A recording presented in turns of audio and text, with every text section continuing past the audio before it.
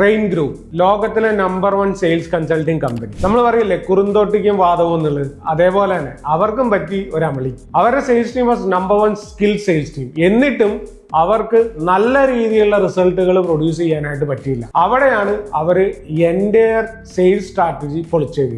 ആ കഥ എന്താണെന്ന് നമുക്ക് നോക്കാം. 2017 അവർ തീരുമാനിച്ചു അവരുടെ എൻ്റയർ സെയിൽസ് സ്ട്രാറ്റജി പൊളിച്ചെഴുതാനായിട്ട്. കാരണം അതുവരെ അവർ ഫോളോ ചെയ്തിരുന്ന മെത്തേഡ് എന്ന് വെച്ചാൽ ട്രാൻസാക്ഷൻ ബേസ്ഡ് സെല്ലിംഗ് ആയിരുന്നു. ആ ട്രാൻസാക്ഷൻ ബേസ്ഡ് സെല്ലിംഗിൽ നിന്ന് അവർ റിലേഷൻഷിപ്പ് ബേസ്ഡ് സെല്ലിംഗിലേക്ക് മാറി. റിലേഷൻഷിപ്പ് ബേസ്ഡ് സെല്ലിംഗിലേക്ക് മാറാനായിട്ട് അവരെ പ്രചോദിപ്പിച്ച പ്രധാനപ്പെട്ട റീസൺ എന്ന് പറഞ്ഞത് ആളുകൾ കൂടുതൽ വാല്യൂ ചെയ്യുന്നത് റിലേഷൻഷിപ്പിനെയാണ് എന്ന് അവർ മാർക്കറ്റിൽ നിന്ന് മനസ്സിലാക്കിയതാണ്. അങ്ങനെ അവർ തന്നെ അവരെ മാർക്കറ്റിൽ പൊസിഷൻ ചെയ്തത് ട്രസ്റ്റഡ് ബിസിനസ് പാർട്ട്ണർ എന്നുള്ള നിലയിലാണ്. ഒരു കൺസൾട്ടിംഗ് കമ്പനിയോ അല്ലെങ്കിൽ ഒരു മാനേജ്മെന്റ് കൺസൾട്ടിംഗ്, ഒരു സെയിൽസ് കൺസൾട്ടിംഗ് കമ്പനി എന്നതിൽ നിന്നും പകരം ഒരു പാർട്ട്ണർഷിപ്പ് അസോസിയേഷനിലാണ് അവരുടെ പുതിയ സ്ട്രാറ്റജീസ് എല്ലാം വർക്ക്ഔട്ട് ചെയ്തത്. അതിന്റെ ഫലമായിട്ട് എന്താ ഉണ്ടായത് നിങ്ങൾക്ക് അറിയാമോ? 300% increase in there sale within A 1 year. അതാണ് സംഭവിച്ചത്. സെയിം ടീം അവരാകെ ചെയ്തത് അവരുടെ സ്കില്ലിനെ റീട്രെയിൻ ചെയ്തു. അതായത് ട്രാൻസാക്ഷൻ ബേസിൽ നിന്ന് പകരം നല്ല ചോദ്യങ്ങൾ ചോദിക്കാനും ആ ചോദ്യങ്ങളിലൂടെ റിലേഷൻഷിപ്പ് ബിൽഡ് ചെയ്ത് ആ റിലേഷൻഷിപ്പ് ബിൽഡിങ്ങിലൂടെ ട്രസ്റ്റ് ബിൽഡ് ചെയ്ത് സെല്ല് ചെയ്യാൻ അവരെ പഠിപ്പിച്ചു. ആ ഒരൊറ്റ method ചേഞ്ചിലൂടെ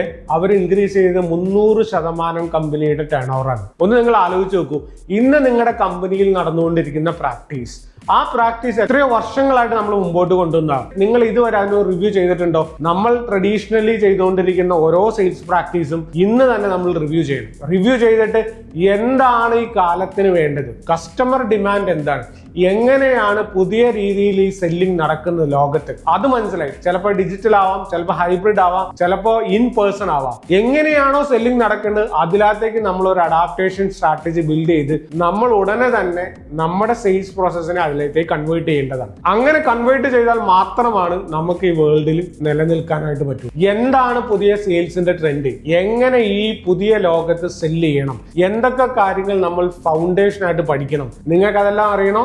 Join with us. Welcome to Super Sales Club.